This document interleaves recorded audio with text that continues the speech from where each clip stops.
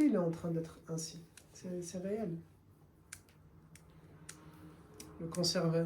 Parce que dans un monde qui change, on a besoin d'être accroché à quelque chose de concret, de réel. Et la religion, elle donne cet aspect-là. Pour d'autres, dans un monde qui change, vous avez deux situations. Des gens, quand dans un monde qui change, ils vont se rattacher au réel. Le réel, c'est Allah Azza wa Jal. Le réel, c'est la religion. Pour nous, c'est l'islam. Pour d'autres, c'est une autre foi. Et puis, vous avez ceux, quand ils voient que le monde est en train de totalement changer, ils se disent, bon, ben, on va en profiter. Donc, il faut lever toutes les barrières, faire que de la liberté. Et on va, vous voyez, ceux qui croient dans quelque chose, ils vont se rattacher à cette chose-là, quand tout bascule et quand tout va mal, parce que ça va leur donner un certain équilibre, une certaine assurance. Pour nous, on se dit Alhamdulillah, pour nous et les autres croyants, on va se dire Alhamdulillah, il y a une vie après. Donc on va essayer d'assurer dans le peu de temps qui nous reste dans cette vie de dunya, sans savoir la date, on va essayer d'assurer, de manière à ce qu'Allah Azza wa Jal, il nous accorde une belle vie après. Mais pour celles et ceux qui ne croient dans rien, quand le monde est en train de basculer, quand le monde est en train de subir de grands changements, comme maintenant un changement financier, climatique, politique, etc., qu'est-ce qu'ils veulent faire? Ils se disent, mais enough, ça suffit maintenant des règles et de toutes les contraintes. Le monde est en train de sombrer, laissez-nous tranquilles maintenant. Donc on va lever toutes les barrières, on va être encore plus libre, on va faire n'importe quoi, on va faire ceci, on va faire cela, vous voyez? Ils veulent encore plus goûter, profiter de cette vie-là, parce que pour eux, elle est finie. Alors que les conservateurs religieux, les religieux, eux, au contraire, ils se disent la vie est en train de finir. Ok, maintenant c'est le moment encore plus d'accélérer dans notre pratique religieuse.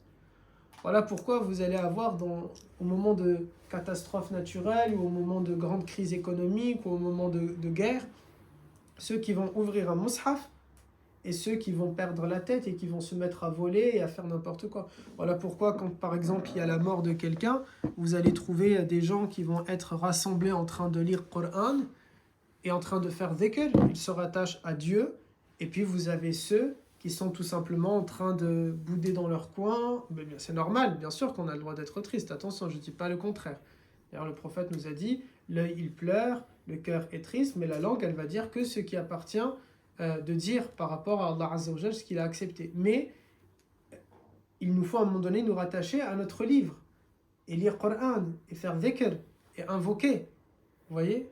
Mais il y a ceux que non, même dans la mort, vous allez les trouver, même si c'est un proche qui est mort, ils ne vont pas prier, ils ne vont pas se remettre en question, ils ne vont pas invoquer Allah Azza wa Jal. C'est simplement dans les pleurs, les cris, les pleurs, et c'est simplement dunya ici. Et donc, c'est toujours comme ça, à chaque fois que quelque chose se passe, vous avez ceux qui vont se tourner vers Allah Azza wa Jal, et puis vous avez ceux qui vont tout simplement perdre la tête et faire n'importe quoi parfois, dans le fait qu'ils sont en train de perdre la tête. Alhamdulillah que nous avons la foi. Et c'est nous, bien sûr, alhamdulillah, nous pensons que l'islam c'est la vraie religion, mais je vous assure, mes garçons, que avoir la foi et vous raccrocher à la foi, c'est quelque chose qui est très important. C'est ça qui va vous donner un équilibre. Le monde est en train de changer, le monde est en train de basculer. Si je sais ce que Dieu me demande et que j'avance dans son chemin, je vais avoir un cœur qui est tranquille. Allah Ta'ala nous pose cette question rhétorique dans le Coran, Afala bi dhikrillahi tatma'innal qulub. N'est-ce pas, par le rappel de Dieu, par le fait de se souvenir de Allah Azza wa Jal, que le cœur il va se tranquilliser? Est-ce que c'est pas le dhikr qui va tranquilliser votre cœur? Est-ce que c'est pas le Coran qui va tranquilliser votre cœur? Est-ce que c'est pas le fait d'invoquer Allah Ta'ala qui va tranquilliser votre cœur? D'ailleurs, ce verset, après ce verset, qu'est-ce qu'on peut dire? Simplement, Bala ya Allah. Oui, oui, notre Seigneur. Parce que c'est réel, c'est ainsi que mon cœur, il va s'apaiser. Quand je crois en Dieu et que je m'attache à lui, mon cœur va être tranquille. Quoi qu'il arrive, quoi qu'il se passe, je sais que ça ne se passe que parce que mon Seigneur a permis que ça se passe. C'est pas lui qui est le déclencheur dans le sens c'est sa faute, astaghfirullah. Il y a un réchauffement climatique, ce n'est pas la faute de Allah Ta'ala, c'est la faute de l'être humain.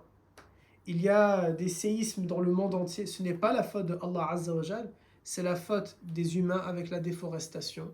Sauf quand c'est réellement un mouvement des plaques tectoniques et ça n'a rien à voir avec l'érosion et ce genre de choses. C'est totalement naturel. Oui, là, on dit c'est divin. On va même pas dire nous naturel, on va dire c'est divin. Mais quand on sait en Indonésie ou bien en Floride et dans des endroits comme ça, c'est concrètement dû à l'action de l'homme, khalas. La montée des eaux, c'est l'action de l'homme, ce n'est pas l'action du Seigneur. Quand je suis un croyant, face à ces situations, qu'elles soient de l'ordre divin ou humaine, je me dis Alhamdulillah. Je sais que mon Seigneur a accepté que ça se passe. Ou mon Seigneur a décidé que ça se passe. Enfin, je lui fais confiance. Et moi, je reste dans mon chemin et je reste attaché à ma foi et j'ai confiance. Et Dieu nous a donné une promesse et Dieu ne manque jamais à ses promesses. Allah Ta'ala ne va pas nuire à quelqu'un qui est innocent. Il y a, peut-être moi je ne le comprends pas, je ne le vois pas de cette manière-là, j'aurais aimé différemment, mais mon dossier il est entre ses mains et je lui fais confiance. Avoir une foi c'est quelque chose qui est nécessaire. Et pas que pour nous, nous bien sûr parce qu'on est musulmans, mais regardez les jeunes de votre âge de n'importe quelle religion. Vous allez les trouver, ce sont des personnes qui vont, quand bien sûr ils ne sont pas dans un extrémisme dans leur religion, mais qu'ils sont posés, réfléchis, raisonnés, vous allez trouver, ce sont des êtres qui sont heureux. Prenez une jeunesse juive, une jeunesse évangélique, une jeunesse chrétienne, une jeunesse orthodoxe, une jeunesse bouddhiste, une jeunesse je ne sais pas quoi et je ne sais pas si. Vous allez les trouver, ce sont des êtres qui sont sereins, qui sont apaisés, qui sont clairvoyants, qui comprennent les événements, qui les regardent à la lumière de leur foi, de leur religion. Ils ne sont pas en panique. Mais les gens dans leur religion ou dans la nôtre, qui se déclarent religieux mais qui en réalité n'ont pas une foi qui est solide, ce sont les premiers à s'éparpiller, sont les premiers à s'envoler. Et d'ailleurs, il me semble qu'il y a Al-Dhariyat, la sourate, je crois, ceux qui s'éparpillent. Il y a des choses comme ça où on est en train de parler de ceux qui sont comme des feuilles, vous voyez, c'est volant. Ça vole, simplement, ça s'en va avec un petit coup de vent, ce n'est pas bien attaché. Amma, celui qui a une foi, il est comme un arbre, ses racines, elles sont bien profondes.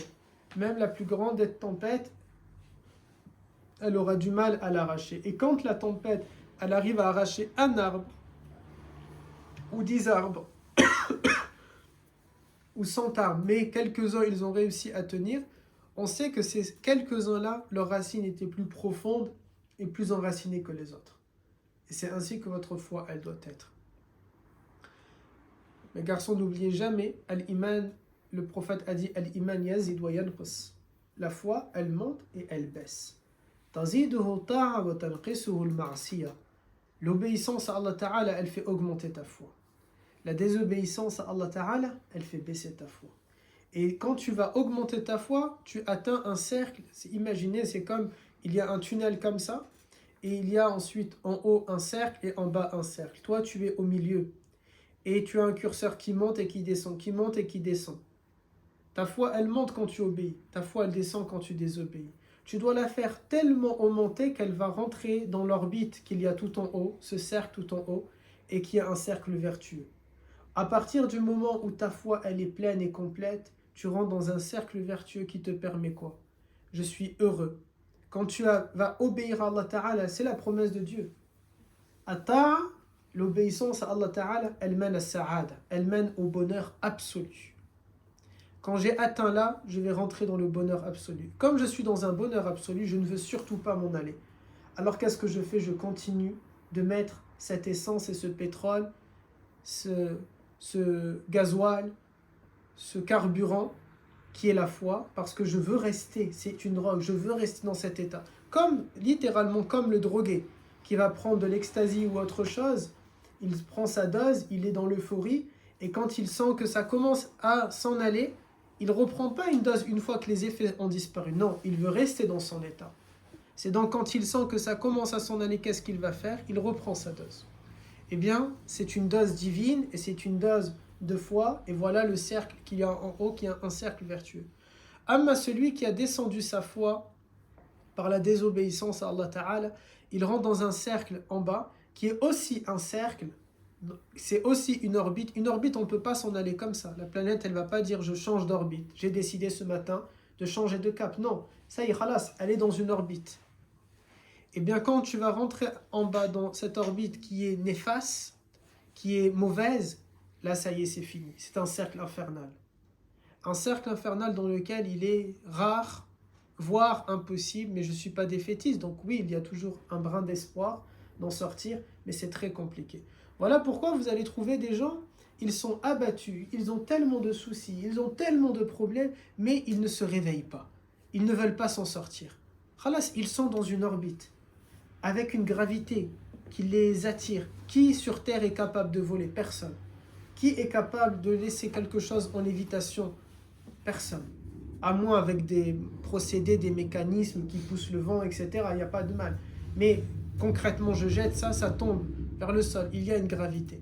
Ici, il y a une gravité à cette extrémité-là, il y a une gravité à cette extrémité-là. C'est à vous de savoir. De la même manière que la Lune, parfois elle fait monter l'eau, et il y a marée montante, et parfois elle va la relâcher et c'est marée basse. De la même manière, l'obéissance ou la désobéissance, elle a cet effet d'attraction par rapport à ta foi. C'est votre lune. L'obéissance à Allah Ta'ala, elle fait monter ta foi ou elle la fait descendre. Et tu dois faire en sorte qu'elle monte, qu'elle monte, qu'elle monte, qu'elle monte, jusqu'à ce que tu vas atteindre cette orbite-là. Et dans cette orbite-là, c'est là où on arrive dans ce que j'ai dit tout à l'heure, le croyant qui est totalement apaisé. Oui, il va être triste, oui, il aura de la peine, oui, parfois il sera dégoûté, mais in fine, à la fin, quand il se pose, pas 10 jours après, non, quelques heures après, allez, peut-être après une bonne nuit de sommeil, il se réveille et il dit Alhamdulillah. Ça, c'est ce que Allah Ta'ala a décidé. Ok, maintenant j'analyse. C'est ma faute ou bien c'est une épreuve? Dans les deux cas, je dis Alhamdulillah. Si c'est une épreuve, cela va m'aider à me rapprocher de mon Seigneur. Si c'est une punition, Inch'Allah Ta'ala, au bout et derrière, il y aura tawbah, il y aura le repentir, accepter. Et Allah Ta'ala ne me jugera pas sur ce péché-là, Yawm al-Qiyamah. Dans tous les cas, vous allez être gagnant. Soyez attachés à votre foi, mes garçons. Le monde est en train dans tous ces extrêmes, il change et il bouge. Et vous avez, quand on regarde, nous, dans notre communauté musulmane, oui, ces deux extrêmes-là aussi, on voit de plus en plus aussi cette division-là, entre ceux qui sont attachés à leur religion et ceux qui ne le sont pas. Regardez le nombre dans la jeunesse musulmane ou moins jeune musulmane, ils sont en train de vivre. On est en train de vivre un mouvement qui a eu lieu à l'époque de vos parents. Quand vous demandez à vos pères s'ils vivaient au Maroc, quand ils avaient votre âge exactement, ils avaient entre 16 ans peut-être et la vingtaine, il y avait un grand mouvement dans les pays arabes qui était le laïcisme. Un grand mouvement du communisme et des laïcars dans les pays arabes et de beaucoup de jeunesse musulmane à cette époque-là a décidé de quitter l'islam. Et énormément. Ils ont décidé d'être sans foi, de ne plus pratiquer. Ils ont considéré c'est mieux le monde moderne, l'Europe, le nouveau monde des États-Unis. On ne veut pas pratiquer la religion. Ceux qui vivaient dans les pays arabes. Ça a donné naissance à des partis politiques dans ce style-là, dans ce genre-là. Ça a donné naissance à l'interdiction de pratiquer parce qu'ils étaient après nombreux. Ils étaient très très nombreux. Mais à la fin, ils se sont tous rendus compte que c'était un grand bobard, une grande utopie qu'ils étaient en train de leur vendre. Et donc, à un moment donné, ils se sont réveillés et se sont dit « Astaghfirullah ». Mais le temps est passé. Et leurs collègues qui avaient le même âge que eux, la même génération que eux, qui vivaient à la même époque que eux, qui ont subi les mêmes passions, les mêmes attirances, mais qui, eux, se sont restreints et qui, eux, se sont contrôlés et qui, eux, se sont réfugiés auprès de Allah Azza wa Jal contre ce mal-là, contre ces mal, c'est pas que la laïcité ou que le communisme est mal, mais contre ces mal-là qui étaient en train de les bouffer de l'intérieur, ces idées-là qui étaient en train, certaines de ces idées qui étaient en train de les bouffer de l'intérieur, certaines de ces idées qui étaient en train de les opposer, qui étaient en train de les remettre en question, qui leur faisaient du mal, parce qu'il ne faut pas croire dans les pays arabes, ça n'a rien à voir avec ici. Ici, on est libre d'être communiste ou pas communiste, d'être laïque ou pas laïque. Là-bas, ce n'est pas une question de je veux ou je veux pas, vous voyez. Là-bas, en réalité, derrière ces idées-là, c'était un petit groupe de colonels qui va contrôler les pensées et qui va imposer certaines choses. Ça n'a rien à voir avec ici. Ici, tu rentres dans un mouvement, tu peux essayer de le changer de l'intérieur. Tu apportes tes idées, il y a des débats, il y a de la réflexion. Mais dans les pays arabes là-bas, il n'y avait pas ce genre de choses. Okay, tu rentres, entre guillemets, c'est comme si vous rentrez juste dans une secte. Et donc, certains, ils se sont empêchés de rentrer dans cette secte-là. Ils ont fait cette lutte contre eux-mêmes parce que ça les a attirés.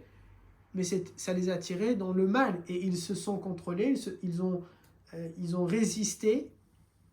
Et cette résistance, elle a donné quoi? Au fait qu'ils se sont réfugiés auprès de Allah Ta'ala. Ils se sont avérés être des croyants, des religieux. Et ils ont fondé de grands mouvements religieux qui existent jusqu'à maintenant. Et c'est eux ensuite qui ont éduqué les enfants de ceux-là même qui s'étaient éloignés de Dieu. Et voilà comment ceux-là, ils se sont dit, ok, on a fait une erreur. Aujourd'hui, on est en train de vivre peut-être quelque chose qui est un peu pareil. Une grande partie de notre communauté va s'éloigner de la ilaha illallah. Et un noyau dur, mais dur pas dans le sens extrême, un noyau dur dans le sens qu'il croit fermement dans ce qu'il croit, eh bien ce noyau-là, il doit être appelé et amené à continuer le travail, à réformer les consciences, à réveiller les cœurs, à pratiquer, à rester dans la foi. Et wallahi, tôt ou tard, ceux-là même qui se sont écartés, ils vont se réveiller un jour et ils vont dire astaghfirullah. Mais le problème, c'est que ce sera trop tard pour eux. Peut-être, alhamdulillah, pour leur génération, leurs enfants plutôt, leurs descendants. Mais pour eux, ce sera trop tard.